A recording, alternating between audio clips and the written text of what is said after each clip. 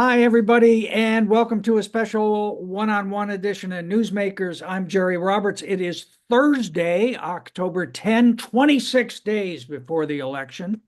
And we have a very special guest today to talk about a critical local election issue, a Measure P, among many other things. I'm very pleased to introduce the superintendent and president of Santa Barbara City College, Dr. Erika Endrijonas. Uh, Dr. Edrijonas had a very peripatetic childhood. She was a military brat, self-described military brat. Eventually landed with her family in Culver City, where she graduated from high school. Then she got her BA at Cal State Northridge, her MA and PhD in American and Women's History at USC. Go Trojans!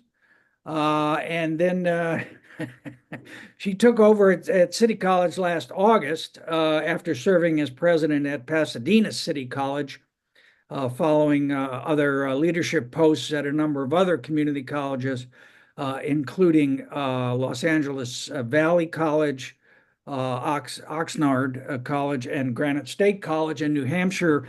Dr. Endrijonas, thank you so much for taking the time to talk to newsmakers today. Well, thank you for having me. I appreciate it. And please call me Erika. All right, Erika, if you insist. All I right. do. Hey, listen, before we talk about Measure P, which is the bond issue for City College on the ballot, I wanted to ask you a couple of broader questions. Okay.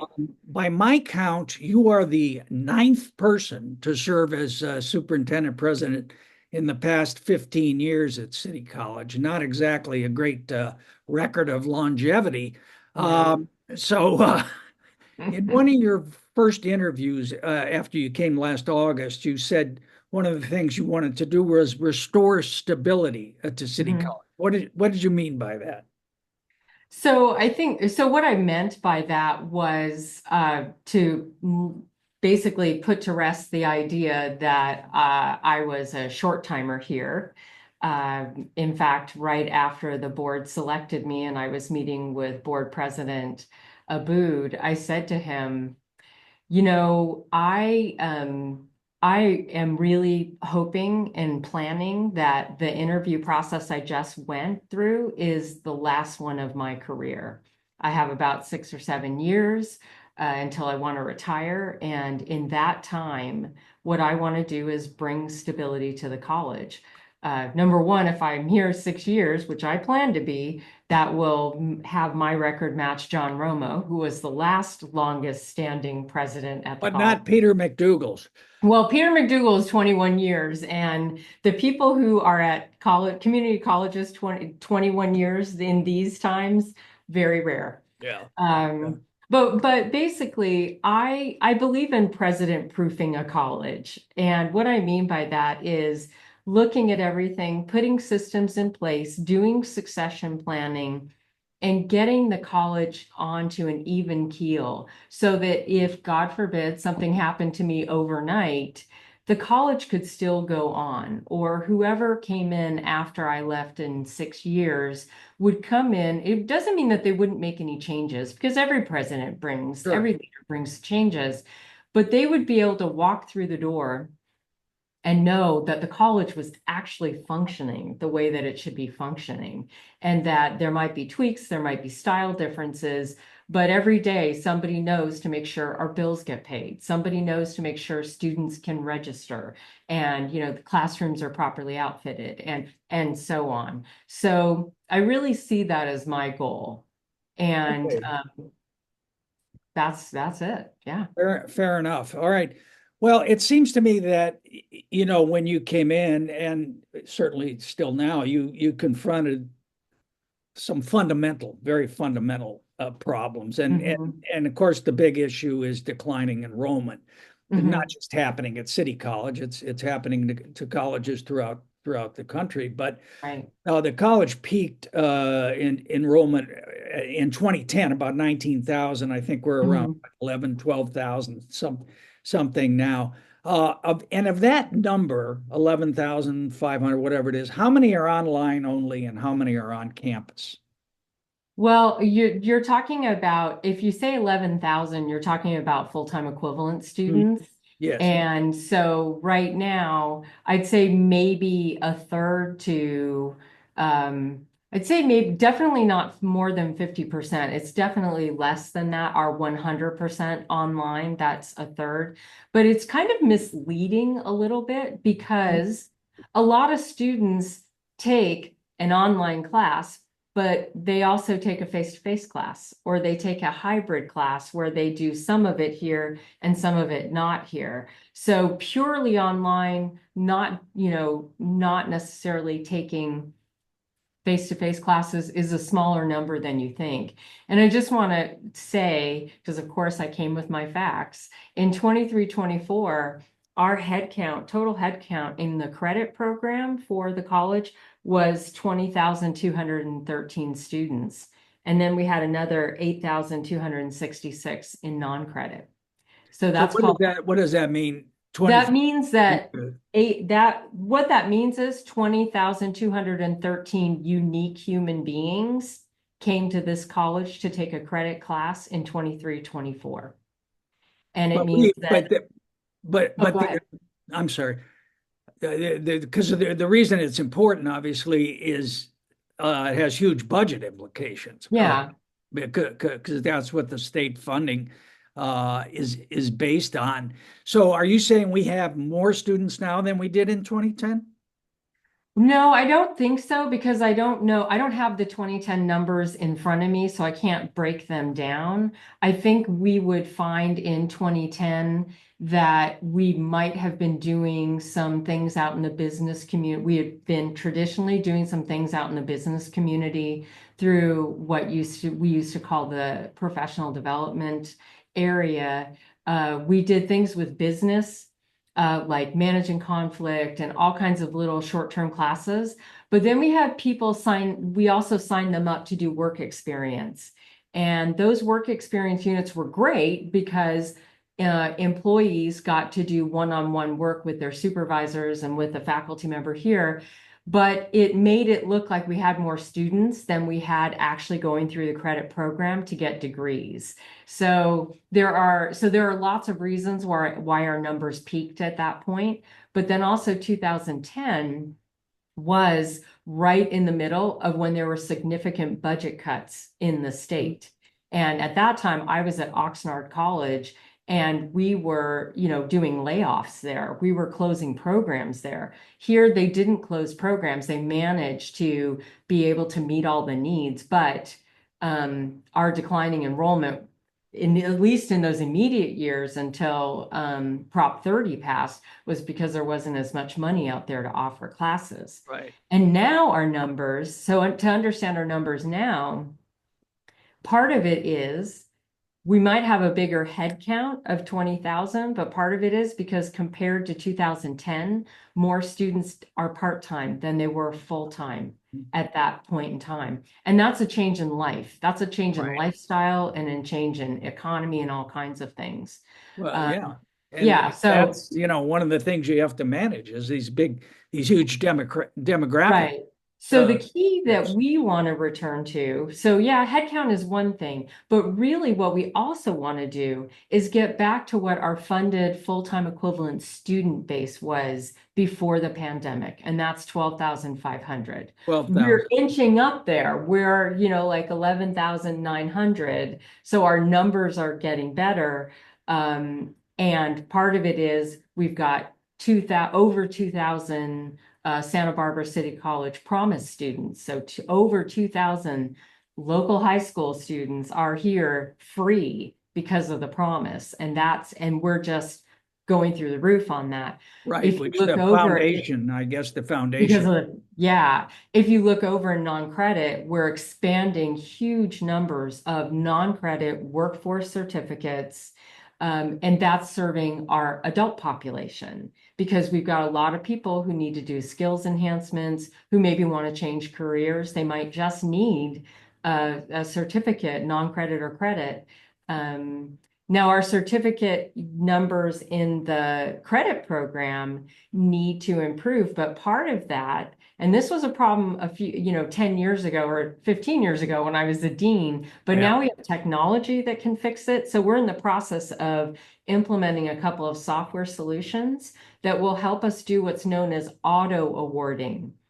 Because sometimes students leave our college, they don't even know they've finished everything they need for a certificate. So in some ways, it makes our numbers look low, but we actually have more completers than you know. Same thing with degrees. But once we've implemented these two software solutions, we'll be able to auto award and say to students, hey, look, you finished this certificate, come back, let's get you the degree, or a Yeah. variety of things. Yeah. But the number you just referenced, trying to get the full-time students to 12,000, that's the key number for state funding, is it not? Yes, well, yes. Okay, so it's full-time equivalent students. So when and the funding is not 100% based on a full-time equivalent student. It's based because of what's known as the student-centered funding formula that will be fully implemented by next fall. Only 70% of our funding comes based on that full-time equivalent number. 20% of it comes based on the demographics of the people we're serving, specifically their socioeconomic status, because it's about getting additional funding because we have students who are on financial aid, Pell eligible, or actually getting Pell grants and things like that. And 10% of our funding is based on what students actually achieve. So degrees, certificates, and transfer.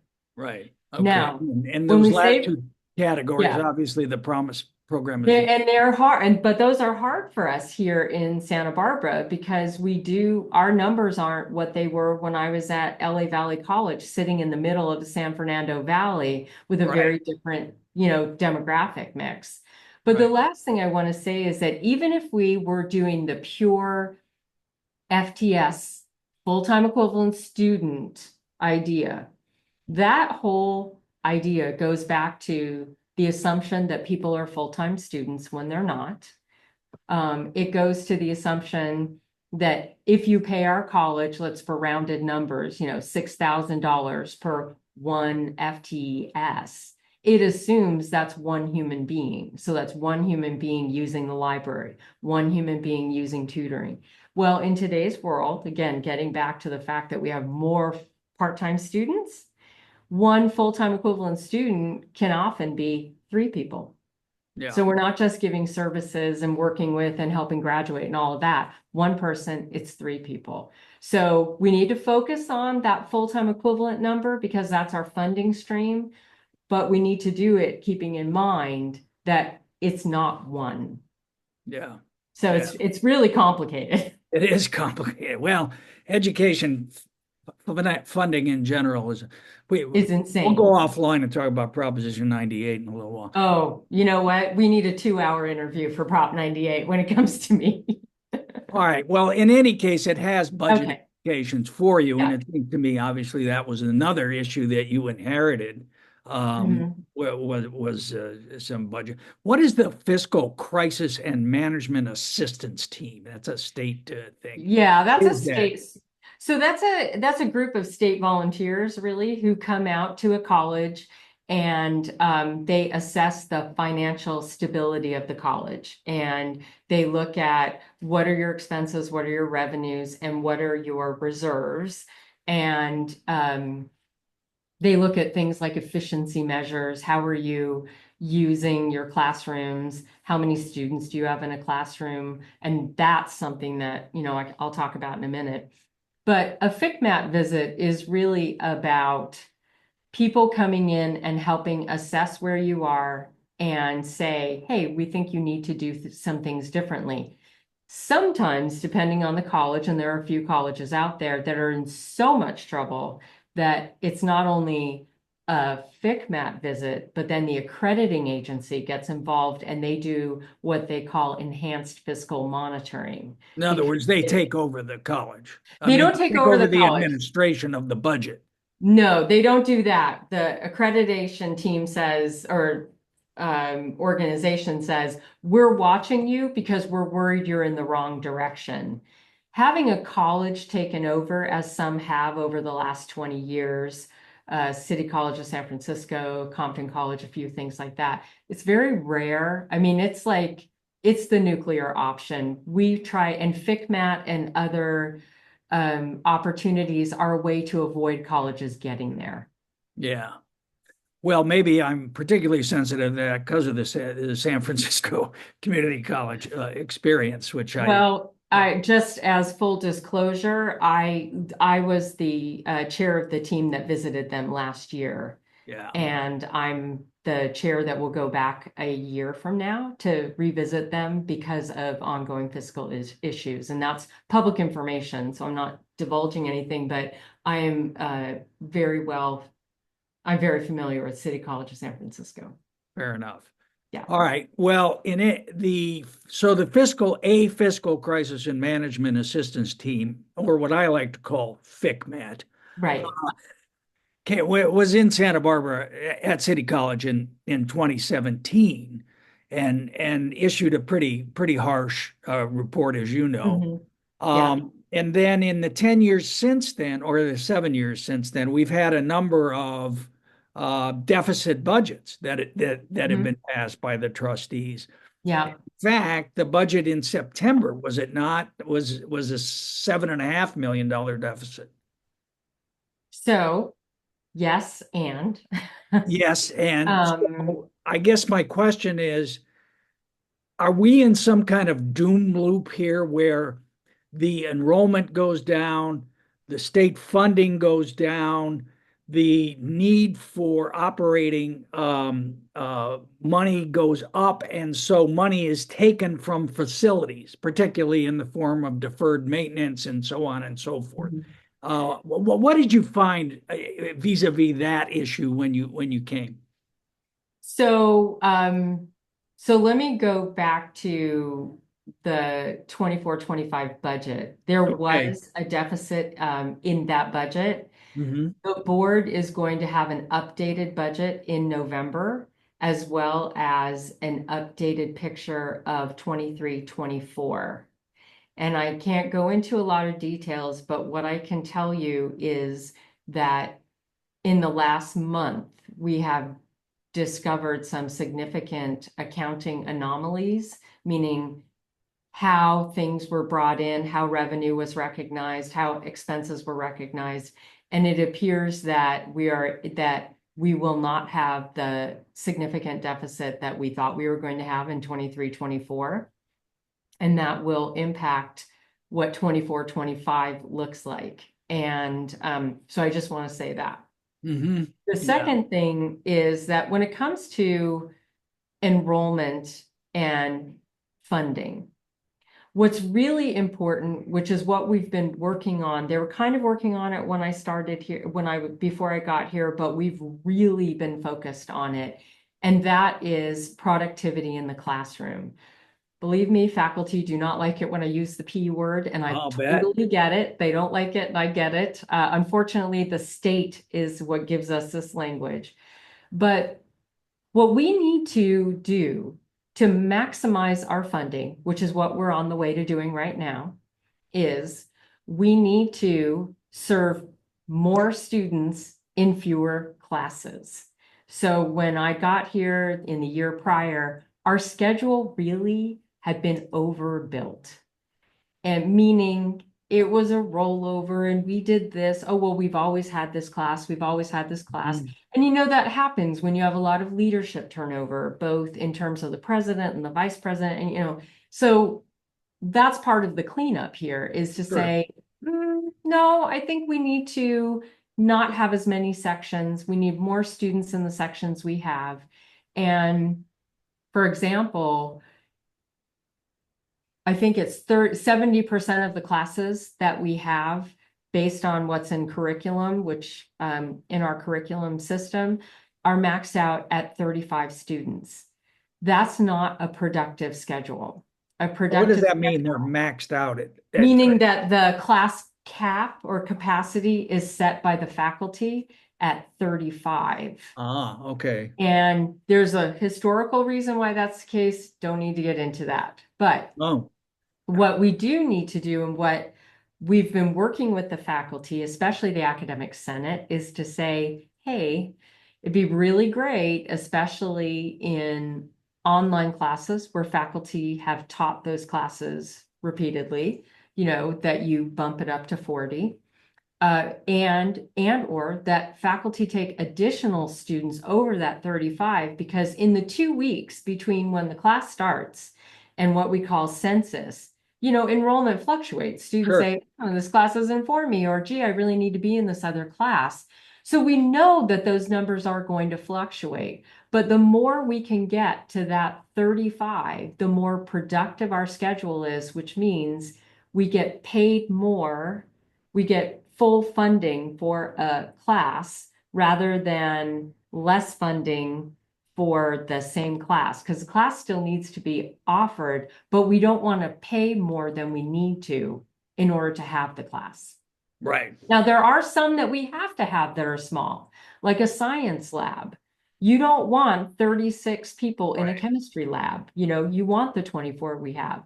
Or nursing, you don't want 24 student nurses, pulling up insulin at Cottage Hospital, right? We have to follow certain rules. So there are places in our schedule where we have to have small classes, but then there are places in our schedule where we need to work to make them more productive so that we can earn that 12,500 full-time equivalent student amount based on greater productivity. But I'm going to tell you one more little anomaly in that is that the FTS, that 70% portion of the funding, is based on a rolling 3-year average. So our enrollment was down 3 years ago because of COVID.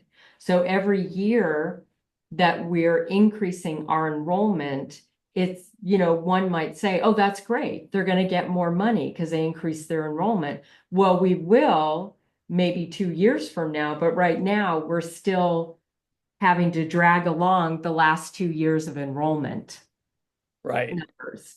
Well, as long as we're down in the weeds here, of course, the state, the state is in deficit as well, which means They don't it's, like to admit it though. no, they don't, but they are. And they're going to be reducing payments to community colleges as well by what, 4%, 5%, something like that. Okay, so that's another one. So if you look at all of our budgets for the last couple of years, you'll see that every month, especially last year, let's take last year, we tracked a 3.55% deficit factor throughout the year. So we're like, hey, they're telling us there's going to be this deficit factor throughout the year, which is about a little over $3 million for us, right? So we Uh-huh. had that included in our deficit. Well, guess what?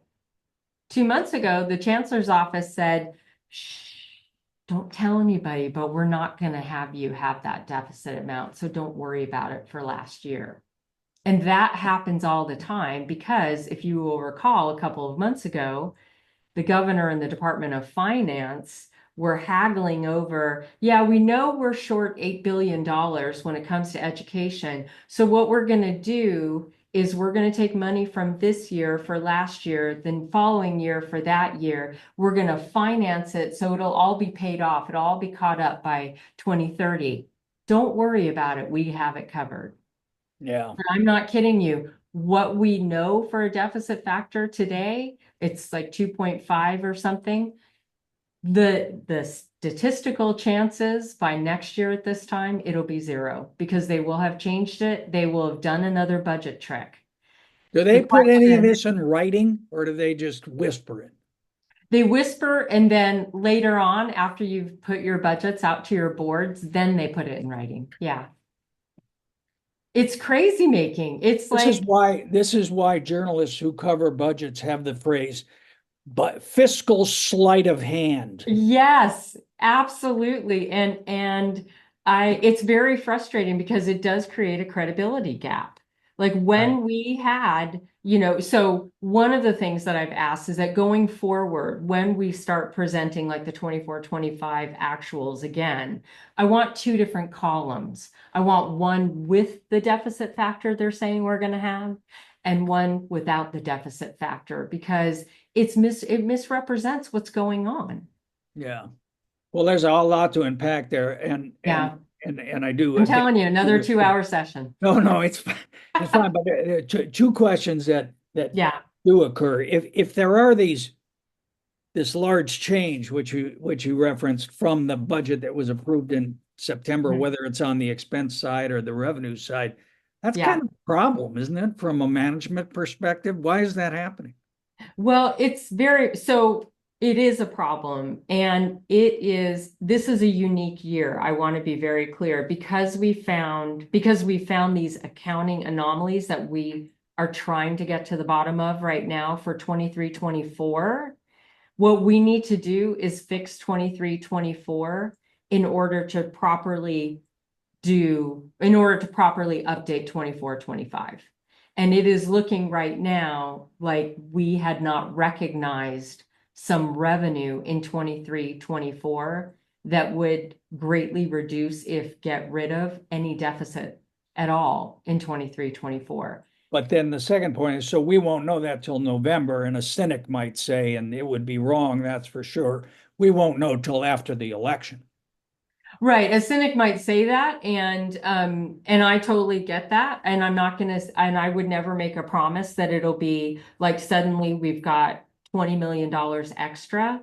But I don't want to mislead anybody and say that we're 100% confident, because we're discovering a way that our accounting had been done, and I had to make some changes here on the team in order to get to the bottom of some things. And I currently have an interim controller and two part-time interim controllers working on this. Okay. But you know, yeah. That's all, I think, really good context and background information. It kind of Mhm. sets a table to talk about Measure P. Yeah. What is Measure P, first of all? Okay. Measure P is a general obligation bond. It is not a separate bond, though. It is a bond that extends the tax rate that was originally approved in 2008 with Measure V. So what it does A is, new bond. pardon me? It's a new bond. Well, it is and it isn't, because it's not, you're paying on your tax bill, you see Measure V, right? And Measure V is you're paying that. This is not this is not a separate bond. What it does is it continues what you're paying for Measure V. Now, right Well, now, Measure V has gone down to about $6.50 650. per 100. So what it does is it just takes it back to that $8.50 level. But on my tax, if Measure P passed on my tax bill, I'm going to see Measure V cost, Measure P cost. I mean, it's $198 million. It's a new thing that's going to be in the bond market, right? Well, you ask a really good question, because I haven't thought about how it's going to be listed on your tax bill, because so when the board decided to go for this option, they also were considering a separate additional tax that would have been $9 per $100,000. So in that case, it would have been Measure V and Measure P. They would have been $6.50 for Measure V, $9 for Measure P. This is an extension of Measure V, so it's not additional. It just resets Measure V back up to $8.50. So it's the $2 per $100,000 assessed value that is there, not a separate $8.50. No, You know what I I get mean? that. I get that point. Yeah. So what's the elevator pitch? Make the case, the Yeah. summary case for Measure P. So the number one case is that the state does not fund capital improvements outright. When colleges need buildings, they either need new buildings or they need buildings replaced. The state says, go pass a local bond. What they do is offer matching dollars if statewide bonds pass. So for example, there is Prop 2 on the ballot as well. That's a K-14, or actually an all That's I a, think it's, yeah, Prop 2, yeah. yeah. So if Prop 2 passes, what that does is it allows for the state to say, oh, okay, so you passed a bond, you have, let's say, 80% funding for the building, we'll give you the other 20%. Because they do not give us a line item to replace bond buildings. What they do is they give us money that comes combined, that is equipment, instructional equipment, and scheduled maintenance money. And I can tell you and we have to divide it. And over the last 9 years, the total amount we had for scheduled maintenance was $11 million. They don't even come close to giving us the amount of money to maintain our campus. So you have to do that out of your operating. We do, but let me tell you about our operate. So here's another law, and it's called the 50% law. And the 50% law says that a minimum of 50% of our revenue has to be spent in the classroom. Mhm. Okay. So, and by the way, so that means teaching faculty, lab teaching assistants, supplies, things like that have to be spent in the classroom. What it doesn't include any technology that we use in the classroom. It doesn't include counselors, academic counselors who work with our students on their education plan, and it doesn't include librarians. So we have to use the other half of our money in order to fund that, along with the way the campus operates, along with everything else. So we don't get enough money. We will never get enough money to save up to replace a building or to adequately maintain the campus. And especially because so many of our buildings were built decades ago. But The that was the older same buildings, that was the same argument we heard with Measure V, for when those of us who voted for it in 2008 said, "Oh, sure, yeah, that sounds like something that." right? Well, and Measure V was for $77 million. And those funds were spent on projects that needed to happen, either, scheduled maintenance or buildings, things, that was spent. But that was only $77 million. Let me give you an example. So when I was president at Los Angeles Valley College, I oversaw $650 million worth of bond building projects from Measure A, AA, and J.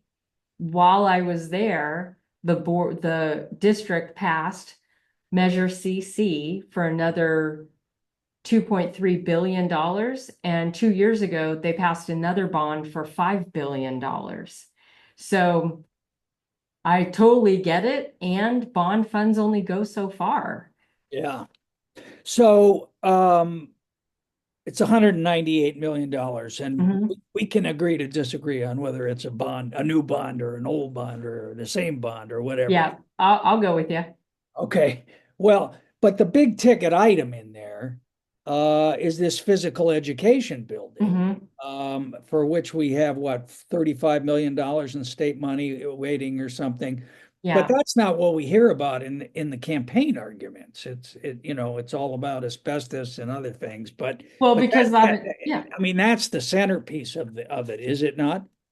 That is one of the primary reasons for it. It is because we have 35 million or $34 million in matching funds.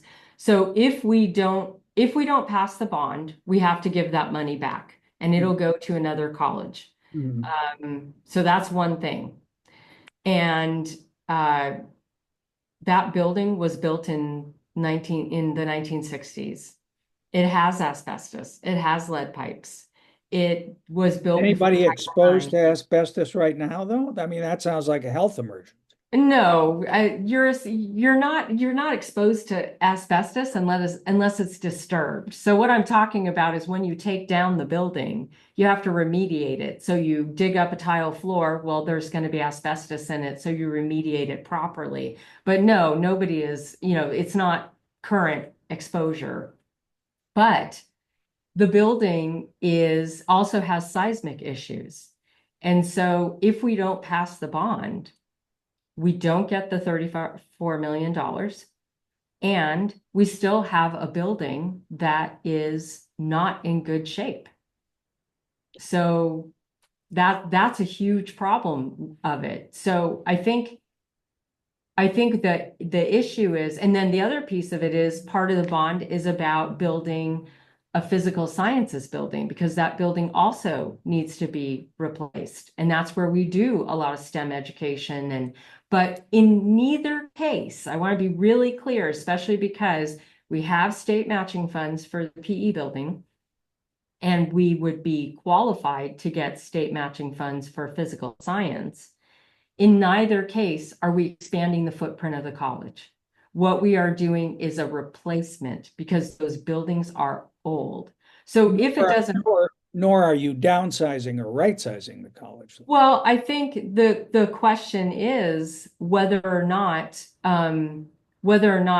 that's the way to do right sizing. The answer of right sizing isn't don't replace the PE building. So, because I want to also say that if we don't pass the bond, tearing down a building oftentimes costs a lot of money. We can't tear it down. So do you want a building that we might have to vacate just sitting there?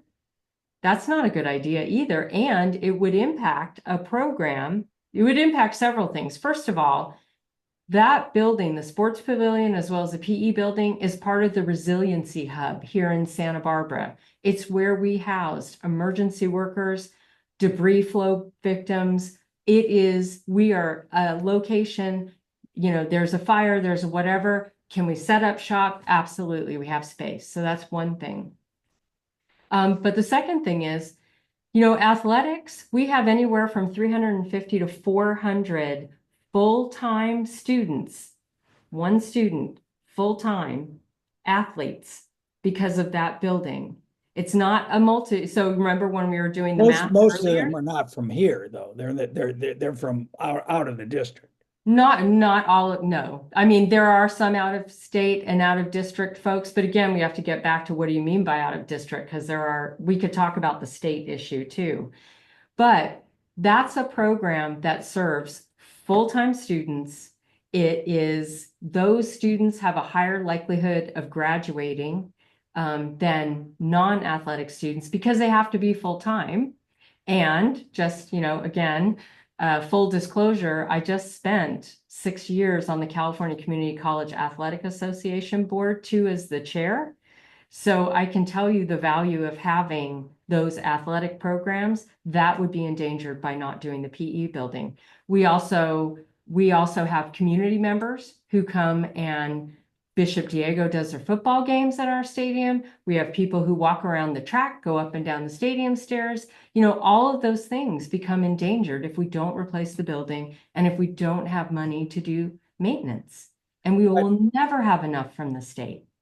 But the physical education building is not being centered in the argument about this. In fact, you guys did or someone, I'm not sure if you were even here when that happened, but there was a professional pollster that tested the arguments, correct?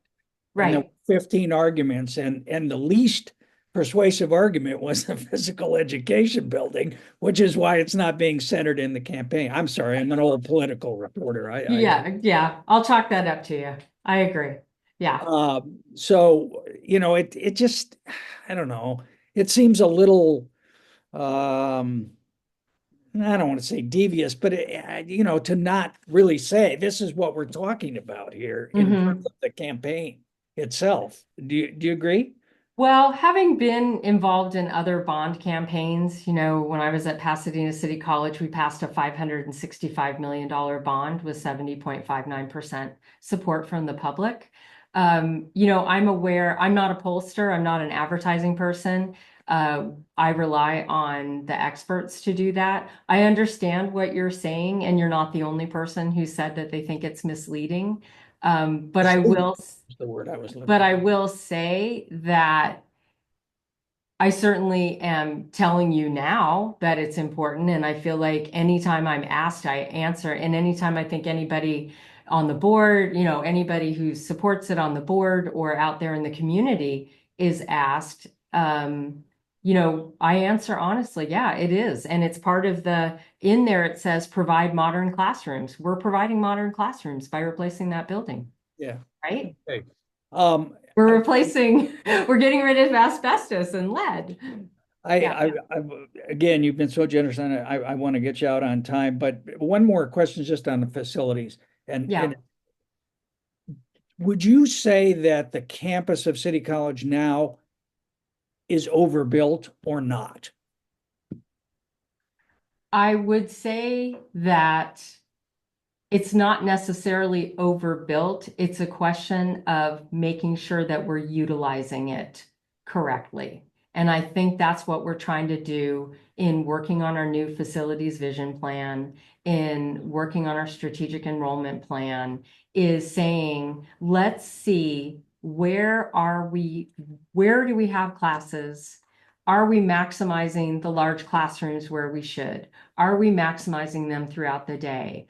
Are there partnerships that we should be doing? Are there folks out there who want to be part of the Santa Barbara City College community and maybe they could use space for business incubation or all kinds of things. Plus, we What have about Annie housing? University. What about housing? What about Housing's that's a sticky wicket of an issue. And I mean, I was here from 2000 to 2009, and I remember that any utterance of student housing, sent everybody through the roof. Um, I think Santa Barbara City College needs to remain part of the dialogue across the city and across this region, actually, in looking at how to solve the housing crisis. I don't know if we're part of the solution. It may be that we are part of the solution, but I have to say, just based on my time here, both 14 years ago and now, I'm not convinced that is really on the same page about solving the problem. I think there are some really dedicated people out there who want to solve it, and there are some people who really don't. And I think that tension and that debate needs to have some more progress before we can say, yes, Santa Barbara City College might be the solution, because I feel like we're the next question after that first one is Yeah, answered. and I can see the thought bubble in your head here going, I got enough problems. I don't. Well, there is that. Yeah, having worked and been on university campuses where there is housing, there are challenges. It doesn't mean they're impossible challenges, but again, it has to be a secondary conversation, because it's not just housing, but it's also because it's not just student housing in this area. We also have workforce housing issues, right? So then the question is, okay, can the forces at play in this area decide, yes, we think we should solve the housing problem? Next question, should we solve the housing problem for workforce? And if we solve it for the workforce, then the student housing problem goes away, or at least is better mitigated. But if we solve the workforce housing, are we solving it only with rentals? But that doesn't help people with wealth creation. So then you have to come up with a mixed plan. So yes, we absolutely can be part of that dialogue. And actually, we have attended a couple of meetings that County Superintendent of Schools, Dr. Susan Salcido, has had about workforce housing. So President Abood and I have been to a couple of those meetings, because we need to be part of the dialogue, but we're not front and center on it. And we can't be, because the rest of the community isn't front and center or ready either. All right. All right. Last thing. And I just want to double back on this question about taxes and whether it's a new bond or not, let that go. And it does somewhat relate to the housing issue. Again, when the campaign material said the tax rate is not going up, and if that's not misleading, and I'm not saying it is, it's certainly parsing language pretty closely, because people's tax bills, as Dale Francisco pointed out in Newsmakers, are going to go up. Everybody's property gets reassessed, it goes up a little Right. bit. This is going to go on, and that Right. has an upward pressure on rents as well. It's not just the cranky old taxpayers who are Yeah, that's true. Well, concerned about this. so I want to say two things. The first is I completely get your point about, the tax rate. And I'm going to say that it was one of the challenges of going with the tax extension because it is a challenging concept to explain to people. In some ways, it would have been easier to just say, let's just go for the, additional one because that's easy. You're going to see an extra one for $9. That would have been easier. But I don't think it would have been the most responsible thing for us because what we were trying to do is respect the wishes of the taxpayer. And the last bond that passed between 1973 and now was 2008. And the taxpayers at that time said, yep, I'm good with $8.50. So we were trying to get there. And so I see your point, but I think it's probably the need, the desire to be more in tune with what the voters said that they wanted as a max.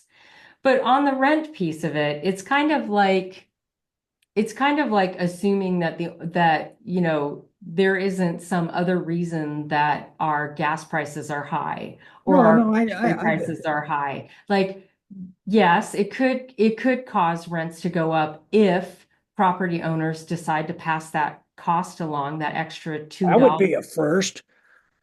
But that's the thing, is that it doesn't have to cause rent to go up. It only causes rent to go up if property owners choose to choose to pass that cost along. But it's $2. Okay. All right. Well, Dr. Erika Endrijonas, it's been a really interesting conversation. I appreciate you going so deep and in detail on all this stuff and your transparency Absolutely. about many of these. And it's a pleasure to talk to you. And good luck with the bond issue. And I hope you'll come back and see us on Newsmakers. I am always happy to come back and talk. There's so many great topics we can talk about. We don't necessarily need to get granular all the time, but I really appreciate you giving me an opportunity to talk about Measure P and to just, be as upfront as possible and really explain how much we need it. Thanks again. All right. Thank you. I really appreciate it.